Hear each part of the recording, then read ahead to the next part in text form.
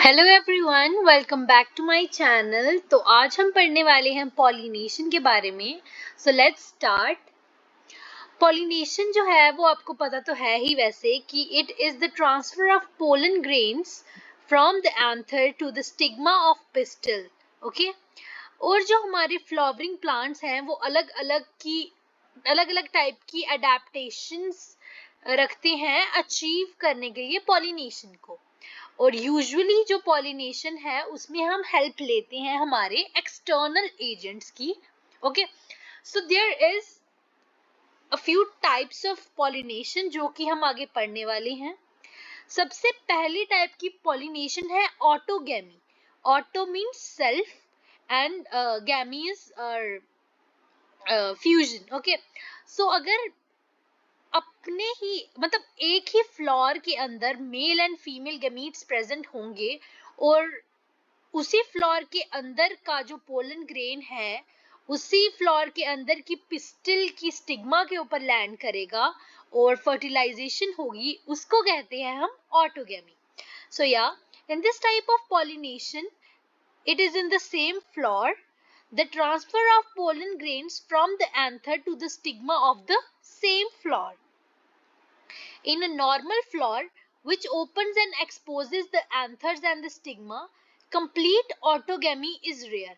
देखो, अगर फ्लोर जो है वो ओपन होगा, ओपन फ्लोर में किसी और फ्लोर का हमारा पोलन ग्रेन भी लैंड कर सकता है, तो वहां पर मतलब ओपन फ्लोर्स में ऑटोगैमी होना थोड़ा रेयर है। Autogamy in such flowers requires synchrony in pollen release and stigma receptivity, and also the anthers and stigma should lie close to each other so that self pollination can occur. तो हाँ, यहाँ पर लिखा गया है कि हमारी जो स्टेमन है और हमारी जो पिस्टिल है उसको सिंक्रोनाइज्ड होना पड़ेगा ताकि हमारी सेल्फ पॉलिनेशन हो पाए, और उनको पास लाई करना पड़ेगा ताकि जो हमारा पोलन ग्रेन है स्टेमन से वो डायरेक्टली हमारे पिस्टिल की स्टिग्मा पर ही लैंड करे, वो भी सेम फ्लोर में, तभी हमारी सेल्फ पॉलिनेशन पॉसिबल होगी। Now we are given with some examples of autogamy जो कि आप किसी नोटबुक पर राइट डाउन भी कर सकते हैं और यहाँ पर भी अच्छे से अंडरलाइन कर सकते हैं। So they are viola, common pansy, oxalis and commelina. ये जो फ्लावर्स हैं ये हैं हमारे ऑटोगैमस फ्लावर्स। अब देखो, ऑटोगैमस फ्लावर्स जो हैं इसकी आगे हैं दो types, chasmogamous flower and cleistogamous flower. Chasmogamous flower वो फ्लावर्स होते हैं जिसमें फ्लावर तो ओपन होगा और एंथर्स और स्टिग्मा भी प्रेजेंट होंगे ओपन फ्लावर में, लेकिन जो पॉलिनेशन होगी वो उसी फ्लावर के स्टेमन से उसी फ्लावर की पिस्टिल पे होगी।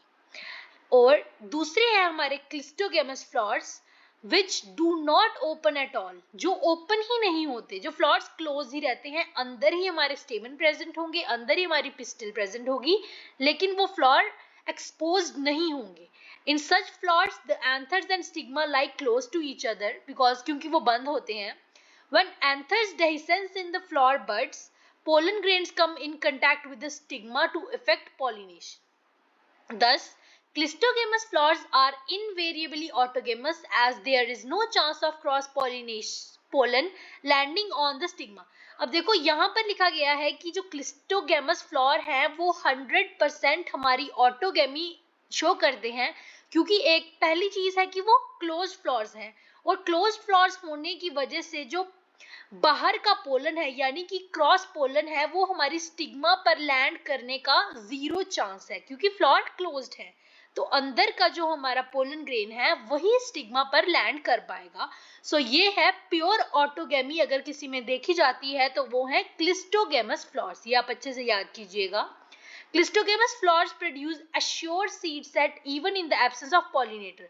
देखो, अगर फ्लावर के अंदर ही हमारी सेल्फ पॉलिनेशन हो रही है तो क्लिस्टोगेमस फ्लावर में हमें पॉलिनेटर्स की जरूरत नहीं है, और क्योंकि 100% पॉलिनेशन होगी तो अश्योर्ड सीड सेट भी बनेगा, यानी कि फर्टिलाइजेशन होगी और सीड भी 100% बनेंगे ही बनेंगे। अब आ जाती है हमारी दूसरी टाइप की पॉलिनेशन विच इज अर्जिटोनोगैमी। देखो ऑटोगैमी थी, सेम फ्लोर पे mail and female gametes present होंगे। अब ज्यूटोनोगैमी होती है, एक प्लांट पर ज्यादा फ्लावर्स प्रेजेंट होते हैं, तो सेम प्लांट के अगर दो डिफरेंट फ्लावर्स में किसी एक फ्लावर का पोलन ग्रेन दूसरे फ्लावर के स्टिग्मा पर चला अटैच हो जाए तो उसको हम कहते हैं ज्यूटोनोगैमी। तो हम यहाँ रीड कर लेते हैं, the transfer of pollen grains from the anther to the stigma of another flower of the same plant, it is the geitonogamy. Although geitonogamy is functionally cross pollination. देखो है तो देखने में हमें लगेगा कि ये क्रॉस पॉलिनेशन भी है, जिसमें एक पॉलिनेटिंग एजेंट भी यूज होगा, क्योंकि वो सेम फ्लावर में नहीं हो रहा ना, तो हमें लगेगा कि वो है फंक्शनली क्रॉस पॉलिनेशन। लेकिन जो हमारे पोलन ग्रेन्स हैं वो सेम प्लांट के हैं। ओके, सो जेनेटिकली जो होंगे हमारे पोलन ग्रेन सारे सिमिलर होंगे, और जेनेटिकली सिमिलर होने की वजह से इसको भी हम एक टाइप की ऑटोगैमी ही मानेंगे। मतलब genetically it is similar to autogamy since the pollen grains come from the same plant. Third type आ गई जीनोगेमी। अब देखो ये आ जाएगी हमारी, अगर पोलन ग्रेन्स किसी भी प्लांट के किसी दूसरे प्लांट पर जाकर किसी स्टिग्मा पर जाकर अटैच हो जाते हैं लेकिन सेम स्पीशीज के, उसको कहते हैं हम xenogamy. There is only one type of pollination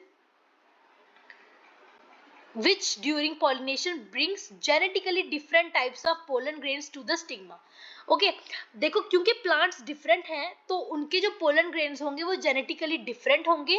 तो जीनोगेमी एक इकलौती पॉलिनेशन है जिसमें हमारे जेनेटिकली डिफरेंट जो होंगे पॉलिनेशन पोलन ग्रेन्स वो हमारे गिरेंगे हमारी स्टिग्मा के ऊपर। ये भी आप अच्छे से याद रखिएगा। अब पढ़ेंगे, अब देखो आपने पॉलिनेशन के बारे में तो पढ़ लिया, अब हम पढ़ेंगे कि पॉलिनेशन करवाता कौन कौन है। प्लांट्स जो है वो दो एबायोटिक तरीके से यानी कि विंड और वाटर से, और एक बायोटिक तरीके से यानी एनिमल्स की हेल्प से पॉलिनेशन करवाते हैं।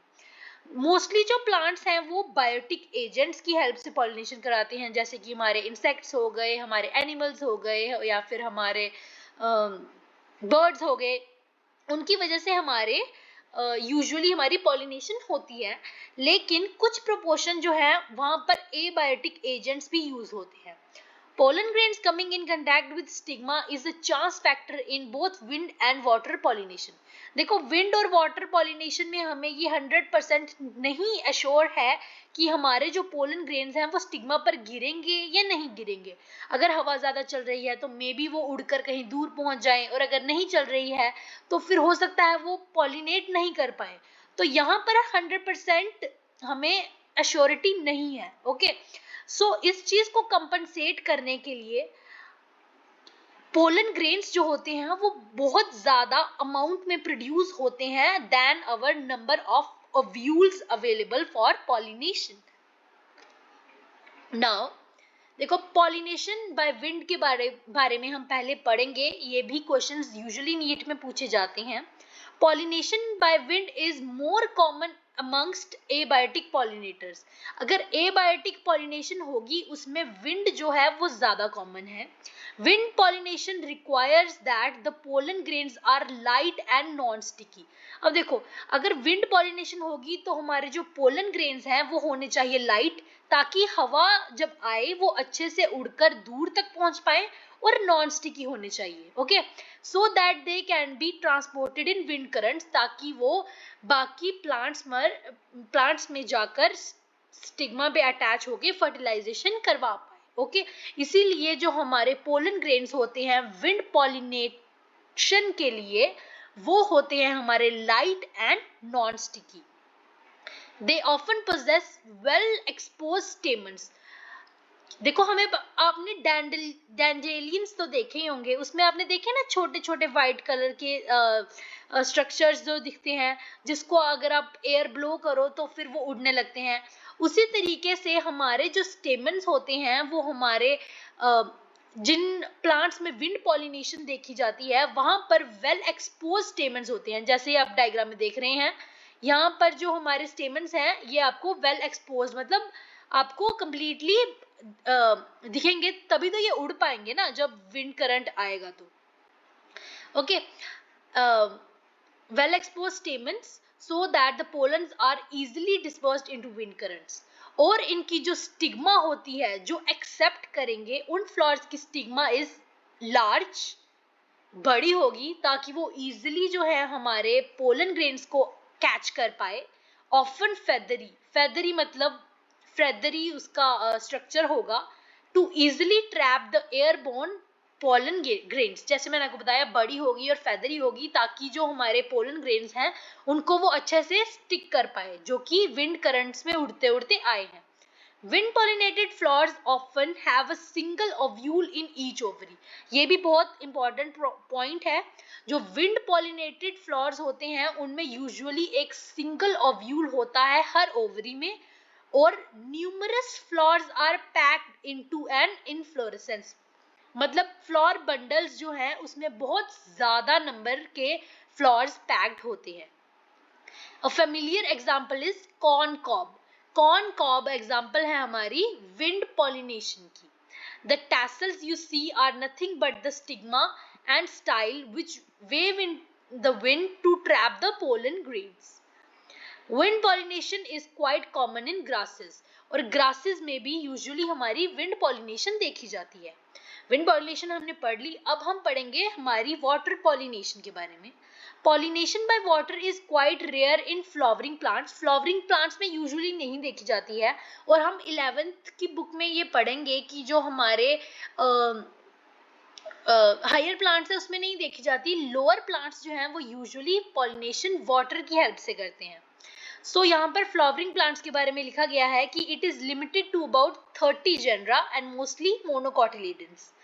Against this, you would recall that water is a regular mode of transport for male gametes in lower plant groups। जैसे मैंने आपको अभी बताया कि हम 11th में पढ़ेंगे कि जो lower plants group हैं जैसे algae, bryophytes और pteridophytes, इसमें जो हमारी pollination है, जो male gametes हैं उनका mode of transport हमारा है ही water।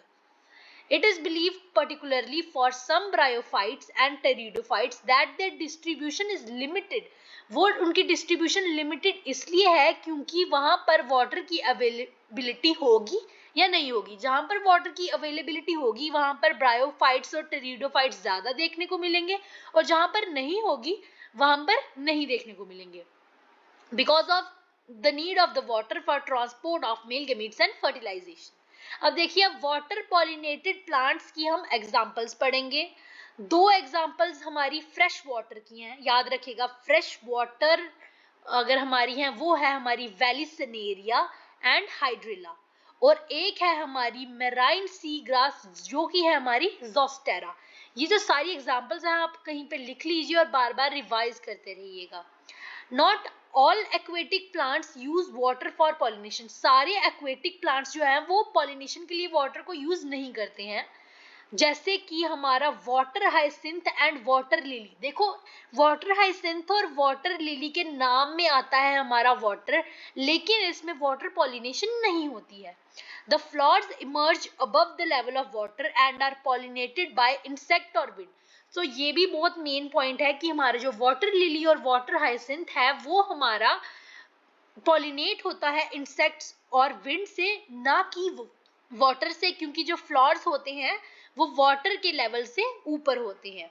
In Vallisneria, the female flower reach the surface of water by the long stalk, and the male flowers or pollen grains are released onto the surface of water। और इसी तरीके से they are carried passively by water currents, and some of them eventually reach the female flowers and stigma। In another group of water pollinated plants such as sea grasses, female flowers remain submerged in water। देखो, वेलिसिनेरिया में क्या होता है कि हमारा जो female stock होती है वो वाटर के सरफेस तक आने की कोशिश करती है, और जो हमारे पोलन ग्रेन्स होते हैं वो भी सरफेस पे होते हैं, और वहां पर हमारी अटैचमेंट होती है स्टिग्मा से हमारे पोलन ग्रेन्स की। लेकिन जो हमारे सी ग्रासेस होते हैं, जैसे कि हमने ऊपर पढ़ा ज़ोस्टेरा, वहां पर क्या होता है, फीमेल फ्लावर जो होता है वो वाटर में ही सबमर्ज्ड रहता है, and the pollen grains are released inside the water. उसके बाद बात करते हैं कि pollen grains in many such species are long, ribbon like and are carried passively inside the water. तो जो इसमें जो पोलन ग्रेन्स होंगे वो यूजुअली लॉन्ग होंगे, रिबन लाइक होंगे और पानी के अंदर ही तैरेंगे, वो भी passively. Some of them reach the stigma and achieve pollination. In most of the water pollinated species, pollen grains are protected from wetting by a mucilaginous covering. वो भी अगर अंडर वाटर है तो उसमें हमें म्यूसिलिजिनियस कवरिंग देखने को मिलती है ताकि वो प्रोटेक्ट कर पाए हमारे पोलन ग्रेन्स को। और देखो wind and water pollinated flowers में हमें किसी देखो उसमें डल फ्लावर्स होते हैं। देखो ब्राइट फ्लावर्स जो होते हैं वो अट्रैक्ट करने के लिए होते हैं एनिमल्स को, लेकिन विंड और वाटर पॉलिनेटेड फ्लावर्स होते हैं वो यूजुअली डल कलर के होते हैं और ना ही वो नेक्टर प्रोड्यूस करते हैं। और इसका रीजन आप खुद भी जानते हैं कि अगर जो एनिमल्स अट्रैक्ट करने के लिए प्लांट ऑफर करते हैं हमारा नेक्टर और ब्यूटीफुल दिखते हैं, लेकिन विंड और वाटर जो है वो एबायोटिक फैक्टर्स हैं, तो उसके लिए जो हमारे फ्लावर्स होते हैं वो ना ही ज्यादा कलरफुल होते हैं और ना ही उनको नेक्टर प्रोड्यूस करने की जरूरत होती है। So next we are going to talk about majority of flowering plants जो है वो animals को pollinated agents की तरह use करते हैं, which are bees, butterflies, flies, beetles, wasps, ant, moth, birds, sunbirds, hummingbirds and bats are the common pollinating agents.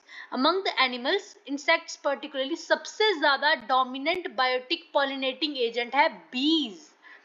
Even larger animals such as primates like lemurs, arboreals, tree-dwelling rodents, or even reptiles like gecko lizard and garden lizard have also been reported as pollinator in some species.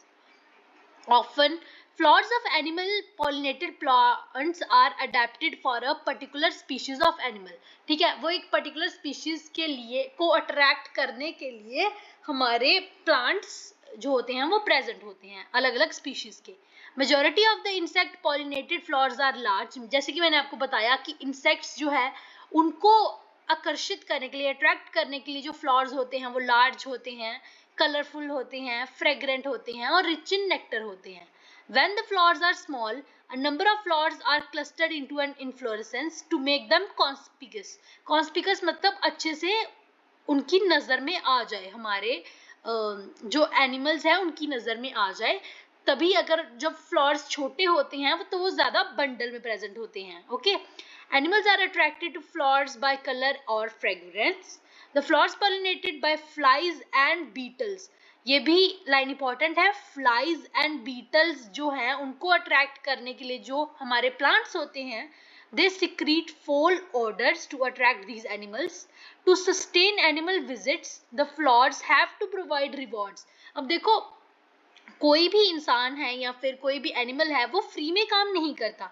अब देखो plant को उनको कुछ बदले में देना पड़ेगा और रिवॉर्ड के तौर पे उनको वो दे देते हैं नेक्टर या फिर pollen grains. These are usually the floral rewards. Okay, for harvesting the rewards from the flower, the animal visitor comes in contact with the anthers. इन्हीं रिवॉर्ड्स को लेने के लिए जो हमारे एनिमल्स हैं या फिर हमारे बर्ड्स हैं या फिर हमारे जो इंसेक्ट्स होते हैं वो आते हैं हमारे फ्लावर के पास, और जो वो फ्लावर के पोलन ग्रेन्स होते हैं उनकी बॉडी पे स्ट्रक हो जाते हैं, और जब वो किसी दूसरे प्लांट पे जाएंगे तो वो जो सारे पोलन ग्रेन्स हैं वो वहां पर शेड हो जाएंगे और उसी तरीके से हमारी पॉलिनेशन हो जाएगी। The body of the animal gets a coating of pollen grains which are generally sticky in animal pollinated flowers. देखो wind pollinated flowers को उड़ना होता था हमारे pollen grains को, इसीलिए वो थे नॉन स्टिकी, लेकिन एनिमल पॉलिनेटेड फ्लावर्स जो होते हैं उसके पोलन ग्रेन्स यूजुअली स्टिकी होते हैं क्योंकि उनको एनिमल्स के ऊपर स्टिक होना पड़ता है। When the animal carrying the pollen on its body comes in contact with the stigma, it brings about pollination. जैसे कि मैंने आपको बता भी दिया। In some species, floral rewards are providing safe places to lay eggs. An example is like the tallest flower of Amorphophilus. देखो कहीं कहीं पर जो होते हैं वो फ्लावर नेक्टर या फिर हमारा सिर्फ रिवॉर्ड प्रोवाइड नहीं करते, वो हमारे इंसेक्ट्स को प्लेस देते हैं एग ले करने के लिए, जैसे कि होता है हमारे टॉलेस्ट फ्लावर में जिसको हम कहते हैं अमोर्फोफिलिस। उसी तरीके से एक बहुत अच्छा रिलेशनशिप है जो है हमारा यूका और मॉथ के बीच में। जो यूका है वो क्या करता है, एक फ्लावर है और उसके अंदर जो होता है हमारा मॉथ जो होता है वो अपने एग ले करता है, और इसी तरीके से दोनों अपना लाइफ साइकिल कंप्लीट करते हैं। They can not complete their life cycles without each other.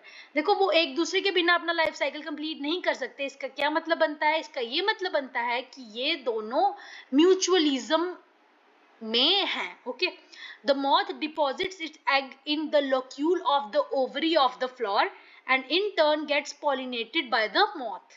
The larva of moth then comes out of the eggs as the seeds start developing. Now this is not important. अब हम यहाँ से पढ़ेंगे हमारे outbreeding devices. Majority of the flowering plants produce hermaphrodite flowers. Usually जो flowering plants होते हैं उनके फ्लावर्स में दोनों स्टिग्मा और यानी कि हमारा स्टेमन और पिस्टल दोनों प्रेजेंट होता है, and pollen grains are likely to come in contact with stigma of same flower. So देखो अगर हमारा जो फ्लावर है वो हमारा बाइसेक्सुअल है तो हमारी जो क्या बोलते हैं प्रोबेबिलिटी जो होती है उसी फ्लावर के स्टिग्मा पर गिरने की, उसी फ्लावर के पोलन ग्रेन्स की वो ज्यादा होती है। Continued self pollination results in inbreeding depression. अगर देखो आपको ये पता होना चाहिए कि इनब्रीडिंग डिप्रेशन क्या होता है। अगर सेम स्पीशीज के फ्लावर जो हैं वो बार बार आपस में ही रिप्रोडक्शन करे जा रहे हैं, उस कंडीशन को कहते हैं इनब्रीडिंग डिप्रेशन, जो कि रिजल्ट होता है हमारा सेल्फ पॉलिनेशन का। अब इसको इनब्रीडिंग डिप्रेशन को खत्म करने के लिए उनको एक बार पॉलिनेट करवाना पड़ता है, यानी कि क्रॉस पॉलिनेट करवाना पड़ता है किसी और फ्लावर के पोलन ग्रेन को यूज करके। सो ये इसी को बोलते हैं हम आउटब्रीडिंग डिवाइसेस, और ये होते हैं हमारे दो टाइप्स के जो कि हम नीचे पढ़ेंगे। Flowering plants have developed many devices to discourage the self-pollination and encourage cross-pollination. Flowering plants जो हैं वो सेल्फ पॉलिनेशन को प्रेफर करते हैं और क्रॉस पॉलिनेशन को मतलब सेल्फ पॉलिनेशन को डिस्करेज करके क्रॉस पॉलिनेशन को भी प्रेफर करते हैं। नेचुरली भी किया जाता है और हम आर्टिफिशियली भी करते हैं। प्लांट्स कैसे करेंगे? Plants in some species the pollen release and stigma receptivity are not synchronized, यानी कि हो सकता है कि हमारे स्टिग्मा जब रिसेप्टिव हो तब हमारे पोलन ग्रेन्स ना प्रोड्यूस हों, और जब हमारे पोलन ग्रेन्स प्रोड्यूस हों तो हमारी जो स्टिग्मा हो वो रिसेप्टिव ना हो। ओके, तो इसमें क्या होगा, हमारी सेल्फ पॉलिनेशन नहीं हो पाएगी। Either the pollen is released before the stigma becomes receptive or the stigma becomes receptive much before the release of pollen. In some of the other species, the anther and stigma are placed at different positions. हो सकता है कि anther और stigma different positions पर हो सकता है कि जो हमारी stigma है वो anther से ऊपर present हो, मतलब height में उससे बड़ी हो, तो जो हमारे pollen grains की probability होगी हमारी stigma के ऊपर गिरने की वो हो जाएगी कम। Okay, both these devices prevent autogamy, ये ऑटोगेमी को प्रिवेंट करते हैं। The third device to prevent inbreeding is self incompatibility. अगर वो सेल्फ ही इनकम्पैटिबल हैं तो उससे भी ऑटोगेमी नहीं हो पाएगी। This is a genetic mechanism and prevents the self pollen from fertilising the ovule by inhibiting the pollen germination और pollen tube growth in pistil. तो ऐसा हो सकता है कि देखो अगर गिर भी जाए हमारे पोलन ग्रेन स्टिग्मा पे, लेकिन हमारी पोलन ट्यूब की ग्रोथ नहीं होगी या फिर पोलन जर्मिनेशन नहीं हो, उसको हम कहते हैं self incompatibility. Another device to prevent self pollination is the production of unisexual flowers. अगर unisexual flowers present है तो उसमें भी ऑटोगेमी होना impossible है। If both male and female flowers are present on the same plant such as castor and maize, it prevents autogamy. Autogamy prevent हो सकती है लेकिन ज़ूटोनोगेमी जो है वो prevent नहीं होगी। In several species such as papaya, male and female flowers are present on different plants. Then in each plant is either male or female, यानी कि डाइशियस कंडीशन प्रेजेंट होती है हमारे, आपको पता ही है, हमने पीछे पढ़ा, पपाया और डेट पाम में प्रेजेंट होती है। This condition prevents both autogamy and geitonogamy. अगर डाइशियस है प्लांट, यानी कि फीमेल प्लांट अलग है और मेल प्लांट अलग है, तो वहां पर हमारी ऑटोगेमी और जिटोनोगेमी दोनों कंडीशंस प्रिवेंट हो जाती हैं। अब हम पढ़ेंगे पोलन पिस्टल इंटरेक्शन के बारे में। Pollination does not guarantee the transfer of right type of pollen. देखो पॉलिनेशन हो सकता है कोई भी पोलन जाकर किसी भी स्टिग्मा पर गिर जाए, ओके ये 100% श्योर नहीं है कि सेम स्पीशीज का पोलन ही किसी और स्टिग्मा पर जाकर अटैच हो। Often pollen of the wrong type either from the other species or the same plant which is self incompatible lands on stigma। अगर ऐसा कोई पोलन ग्रेन लैंड हो जाए, the pistil has ability to recognize the pollen, जो pistil है उसके पास ये ability है कि वो रिकॉग्नाइज करे उस पोलन को कि वो सही टाइप का है, कंपैटिबल है, या फिर वो गलत टाइप का है और इनकम्पैटिबल है।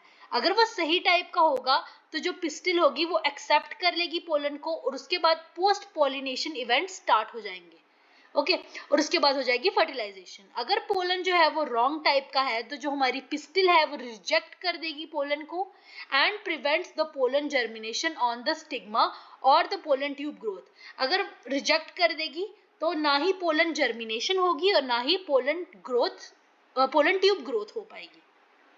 The ability of pistil to recognize the pollen followed by its acceptance or rejection is the result of a continuous dialogue between pollen grain and pistil. This dialogue is mediated by chemical components of pollen interacting with that of pistil. It is only in the recent years that botanists have been able to identify some of the pollen and pistil components and interaction leading to the recognition followed by acceptance or rejection। इसमें बस यही बताया गया है कि जो हमारी pistil जो है हमारा और पोलन ग्रेन जो है उसमें एक्सेप्टेंस और रिजेक्शन जो है उनकी प्रॉपर्टीज फाउंड होती हैं।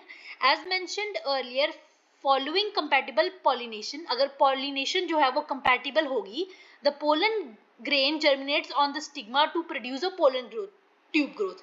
अगर हमारी पोलन जर्मिनेशन होती है तो फिर पोलन ट्यूब जो होगी वो ग्रो करेगी किसी एक जर्म पोर से, okay and the contents of the pollen grain move into the pollen tube, और pollen grains जो हो गए वो pollen tube में move करेंगे, ओके आप यहाँ डायग्राम में देख सकते हैं, मैं आपको डायग्राम दिखाती हूँ, ये रही हमारी diagram.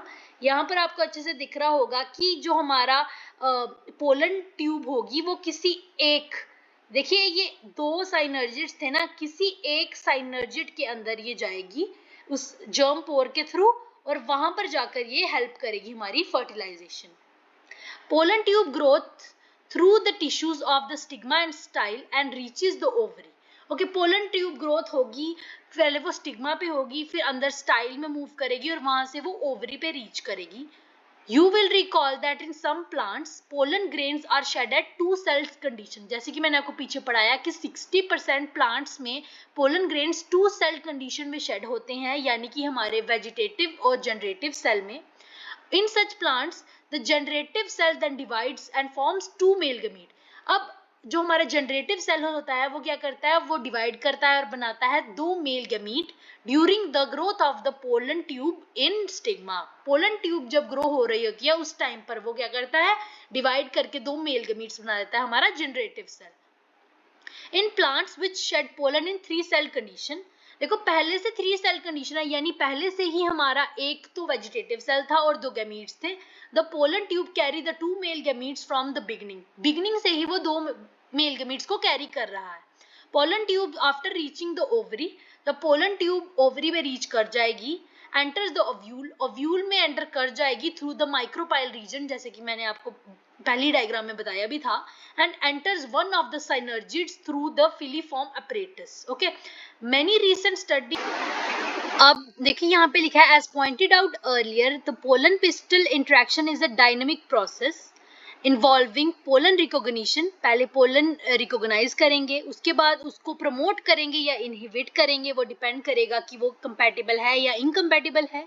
The knowledge gained in this area would help the plant breeder in manipulating the pollen pistil interaction even in the incompatible pollinators to get desired hybrids. Okay, now अब हम यहाँ से पढ़ेंगे. A breeder is interesting in crossing different species and often genera to combine desirable characters to produce commercially superior varieties. अब हमारे जो breeders होते हैं वो चाहते हैं वो produce करें अपने डिजायरेबल करेक्टर्स, यानी कि दो प्रेफरेबल करेक्टर्स या दो से ज्यादा प्रेफरेबल करेक्टर्स कमर्शियली प्रोड्यूस करने के लिए, जो कि सुपीरियर वैरायटीज होती हैं, उसके लिए हम यूज करते हैं artificial hybridization. It is one of the major approaches of the crop improvement program. In such crossing experiments, it is important to make sure that only desired pollen grains are used for pollination. हम सिर्फ desired pollen grains use करें. अब देखो, अगर exposed flowers हैं तो उसमें जो होंगे वो अनडिजायर्ड पोलन्स भी उस पर गिरेंगे. ओके, तो इसको बचाने के लिए हमारे पास दो टेक्निक्स होती हैं, जो कि है हमारी इमैस्कुलेशन एंड बैगिंग टेक्निक. अगर फीमेल पेरेंट जो है उसमें है बाइसेक्सुअल फ्लावर्स, अगर बाइसेक्सुअल फ्लावर्स प्रेजेंट है तो हम क्या करते हैं, हम रिमूव कर देते हैं हमारे एंथर्स को. ओके, एंथर को कट करके रिमूव कर देने को कहते हैं हम इमैस्कुलेशन, जो कि यहाँ पे लिखा है कि if the female parent bears the bisexual flowers, the removal of anthers from the bud before the anther dehiscence. dehiscence से पहले ही हम एंथर को क्या करते हैं, कट कर देते हैं using a pair of forceps, and this is called as emasculation, यानी कि मेल पार्ट को रिमूव करने को कहेंगे emasculation. emasculated flowers को क्या करेंगे, then they are bagged, bag लेते हैं, उसके साथ उसको कवर करेंगे and generally made up of butter paper. जो बैग होता है वो यूजुअली बटर पेपर का बना होता है, और क्या करते हैं उसको कंटेमिनेशन से बचाने के लिए हम स्टिग्मा को कवर कर देते हैं उस बैग से, और इस प्रोसेस को बोलते हैं हम बैगिंग. ओके, अब when the stigma of the bag flower attain receptivity, जब स्टिग्मा हमारी रिसेप्टिव हो जाती है तो हम अपने डिजायर्ड पोलन लेकर मेल प्लांट से उसको डस्ट कर देते हैं स्टिग्मा पर, उसके बाद उसको दोबारा रीबैग कर देते हैं, और उसके बाद फ्रूट्स जो होते हैं उनको डेवलप होने के लिए छोड़ देते हैं. ये तो बात हुई हमारी बाइसेक्सुअल फ्लावर्स में. अगर आपका जो फ्लावर्स हैं वो है ही यूनिसेक्सुअल, तो उसमें आपको इमैस्कुलेशन करने की कोई भी जरूरत नहीं पड़ेगी. देखिए यहाँ पे ही लिखा है कि if the female parents produces unisexual, यानी कि सिर्फ फीमेल पार्ट है, there is no need for emasculation. The female flower buds are bagged before the flowers open. देखो उसमें अगर हमारा मेल पार्ट है ही नहीं तो हम बैगिंग क्या करते हैं, हम पहले ही कर देते हैं इससे पहले कि फ्लावर खुले. When the stigma becomes receptive, जब दोबारा स्टिग्मा रिसेप्टिव होगी तो उसी तरीके से हम पॉलिनेशन करेंगे अपने डिजायर्ड पोलन ग्रेन से, और फिर क्या करेंगे उसको दोबारा रीबैग कर देंगे और फ्रूट बनने के लिए छोड़ देंगे. नाउ डबल फर्टिलाइजेशन और हमारे एंड के पोस्ट फर्टिलाइजेशन इवेंट्स हम पढ़ेंगे कल, एंड चैप्टर को फिनिश करेंगे. Thank you for watching.